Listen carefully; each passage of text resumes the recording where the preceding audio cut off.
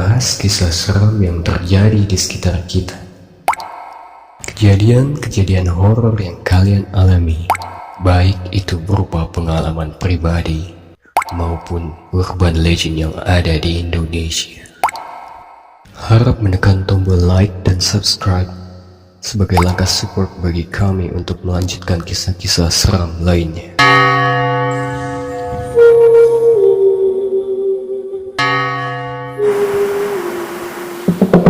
Assalamualaikum warahmatullahi wabarakatuh.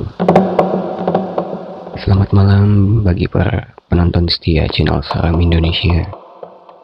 Juga buat kalian yang menyukai cerita-cerita horor, selamat malam. Ketemu lagi sama saya, Aditya Umi Pratama Rajaya.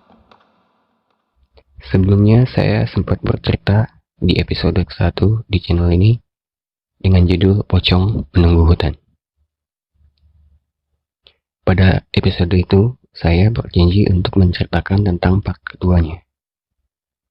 Tapi nggak saya bahas malam ini ya. Untuk malam ini, saya akan menceritakan kisah saya waktu saya di usia remaja. Jadi sekitar tahun 2014, saya itu tinggal di daerah Bekasi Utara, lebih tepatnya di Komplek Taman Wisma Asri. Ini kalau yang orang Bekasi Utara pasti tahu. Jadi ceritanya bermula tuh seperti ini. Kalau anak zaman dulu itu kan masih belum ngerti gadget ya.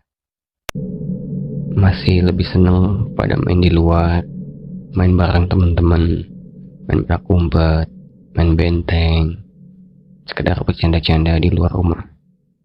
Pada eranya kita masih seperti itu. Nah, pada hari itu, saya kebetulan setelah pulang main, itu sekitar jam 10 malam, saya mampir ke salah satu rumah teman saya. Namanya Oki dan Anda. Jadi, biar saya gambarin dulu kisah tentang rumah itu dan bagaimana gambaran rumahnya. Di rumah itu tuh dulunya sempat kosong cukup lama. Sekitar 5-8 tahun rumah itu kosong, sampai akhirnya Oki dan keluarganya datang untuk ngontrak di rumah itu. Jadi tipe rumahnya itu tipe 27 yang berbentuk huruf L. Di depannya ada teras dan ada pohon jambu yang rindang. Juga ada pohon ceri. Jadi kalau kita masuk ke dalam rumahnya, itu langsung ke ruang tamu. Nah, di sebelah ruang tamunya itu ada kamar utama. Di sebelah kamar utama ada kamar Oki dan Anda.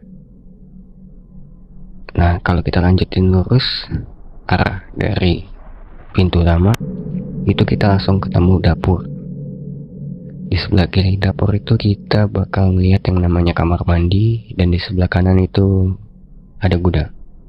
Jadi bentuknya letter L, gudang itu tepat posisinya tuh di huruf L-nya itu, di ujung L. Oke, kira-kira gambaran rumahnya seperti itu. Mungkin kalian bisa ngebayangin ya.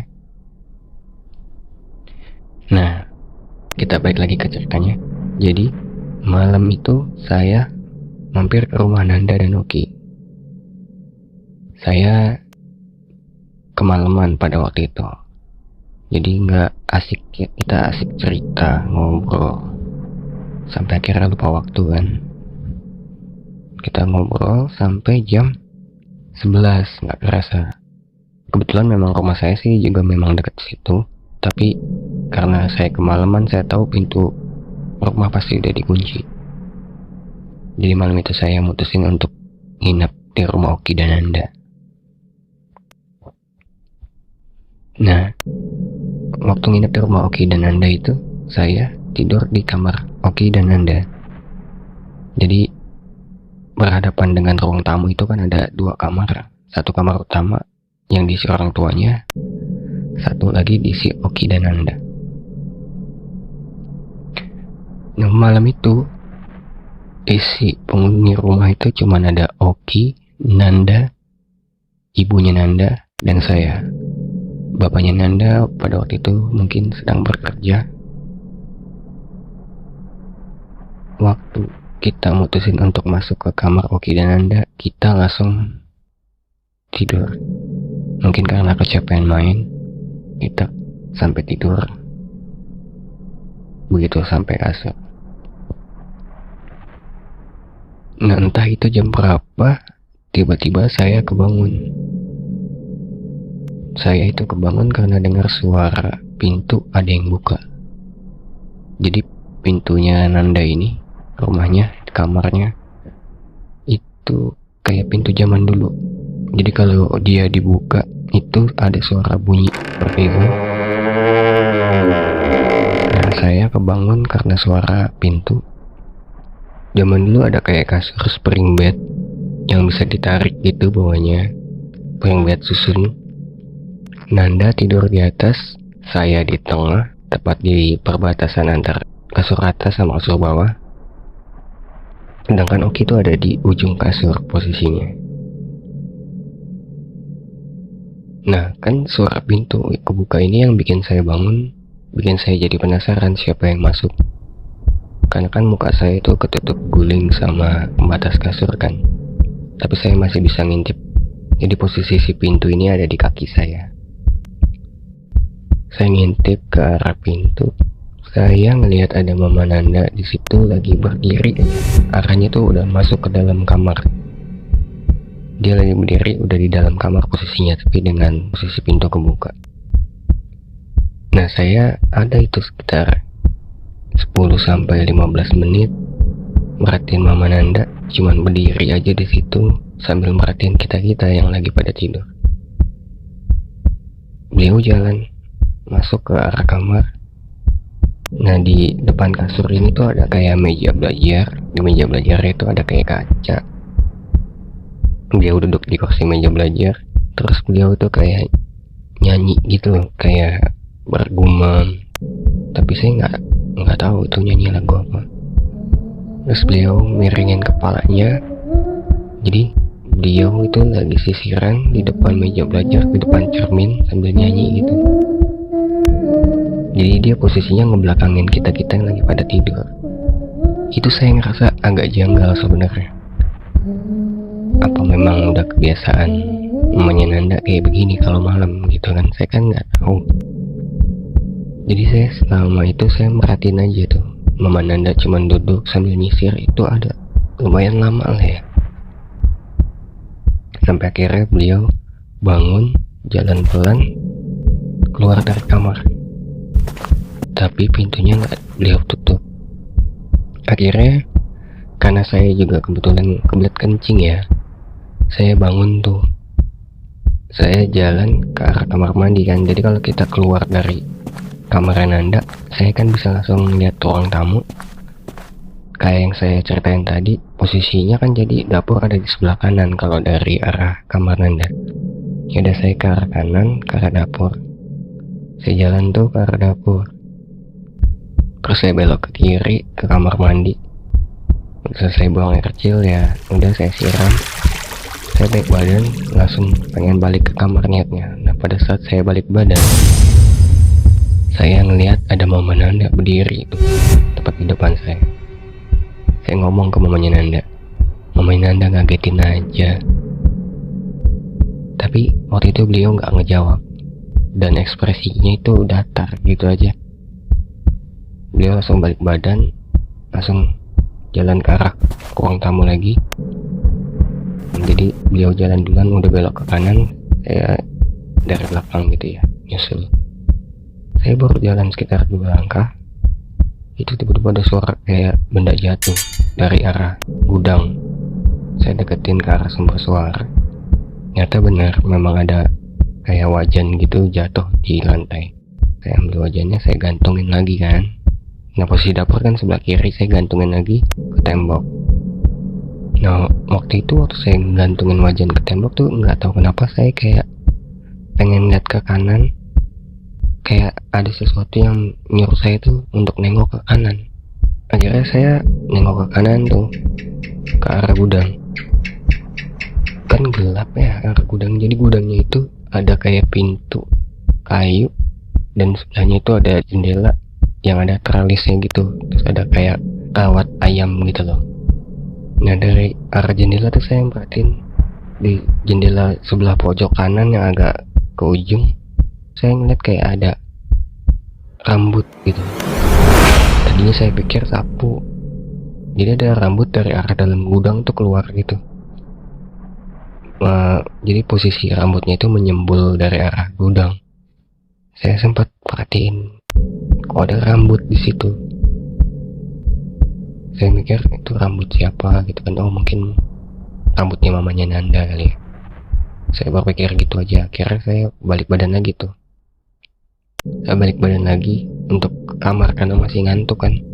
Saya jalan ke arah kamar, saya jalan pelan belok ke kiri ke arah ruang tamu, baru masuk ke kamar Nanda lagi. Nah waktu saya pengen masuk ke kamar Nanda, kan sebelahan tuh kamar Nanda tuh sama kamar mamanya. Nah kamarnya mamanya itu sedikit kebuka gitu. Nah saya itu bisa ngeliat dari celah pintu ada mamanya Nanda lagi duduk di meja rias. Beliau ngelakuin hal yang sama kayak apa yang tadi dilakuin di kamar Nanda. Jadi beliau tuh duduk di depan meja rias sambil sisiran gitu, miringin kepalanya sambil nyanyi. Saya mikir, oh ya mungkin mamanya Nanda memang punya kebiasaan kayak gitu kalau malam. Akhirnya saya masuk tuh ke dalam kamar. Masuk ke dalam kamar Nanda, saya tutup pintunya lagi. Saya tidur lagi kan di posisi tengah, balik lagi ke posisi saya yang semula. Nah saya tidur lagi, saya peluk guling mengarah ke arah kasur atas. Itu nggak lama kayaknya saya tidur. Nah setelah saya tidur, tiba-tiba nih dari belakang kayak didorong-dorong gitu. Mungkin Oki ngigo kali ya, atau ngelindur gitu. Saya sempet sikut, tapi kok nggak kena apa-apa. Kayak Okinya jauh gitu. Udahlah, karena saya masih ngantuk, saya mager banget kan. Guling tuh agak turun dari posisi kepala saya, jadi posisinya si ujung guling itu sekarang ada di dada saya. Jadi posisi kepala saya kebuka gitu. Tiba-tiba ada rambut yang kayak nutupin muka saya gitu kan. Ini rambut siapa, kirain Oki gitu ya. Nah saya sempat refleks langsung nengokin muka. Tadinya jadi posisi saya mengiring meluk guling, saya jadi kayak agak telentang gitu melihat ke atas. Itu yang saya bisa lihat cuman ada rambut doang. Rambut kayak nutupin semua penglihatan saya, sama saya bisa ngeliat sedikit daster gitu. Di situ saya nggak bisa gerak, nggak tahu kenapa saya nggak bisa gerak, kayak nggak bisa ngomong.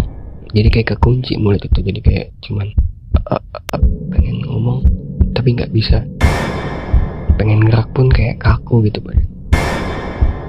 Cuman saya akhirnya cuma bisa ngeliatin, namanya masih anak kecil ya, masih kecil lah, SMP.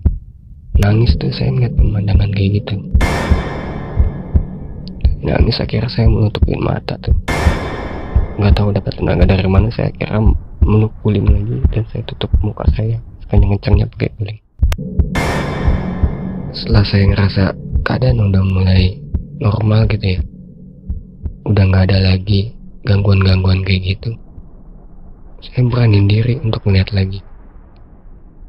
Ternyata nggak ada apa-apa, cuma ada Oki aja di sebelah kiri saya dan Nanda masih di atas. Kebetulan waktu itu udah azan subuh. Jadi saya mikir, ya udah saya pulang aja deh, kan rumah dekat gitu, kalau subuh kan udah ada yang bangun di rumah. Saya baru keluar kamar, dikagetin lagi sama mamanya Nanda. Nah mamanya Nanda kaget juga ngeliat saya, karena dia bilang, kenapa Dit? Mau kemana? Dia negur saya tuh. Saya bilang, enggak, mau pulang. Mamanya Nanda, kok buru-buru amat, masih subuh? Iya nggak apa-apa. Itu kenapa kok keringetan, pucat? Akhirnya mau gak mau saya cerita dong apa yang saya alamin malam itu ke mamanya Nanda. Setelah beliau dengar cerita dari saya, beliau bilang, kamu mau bercanda aja. Saya semalam tuh tidur, ini baru bangun, baru mau sholat subuh. Yaudah deh, kalau kamu pengen pulang yaudah pulang aja dulu. Anggap aja semalam itu kayak mimpi lah ya. Gak ada apa-apa kok di sini. Dia cuma ngomong kayak gitu. Akhirnya dia nganterin saya tuh pulang ke rumah tuh. Besok-besoknya saya nggak pernah mau lagi nginep di rumahnya Nanda. Mungkin gitu aja kisah untuk malam ini. Terima kasih bagi yang mau ngedengerin. Jangan lupa di like atau di share kalau memang ceritanya tuh pernah kalian alamin atau relate. Akhir kata saya ucapin terima kasih. Selamat malam.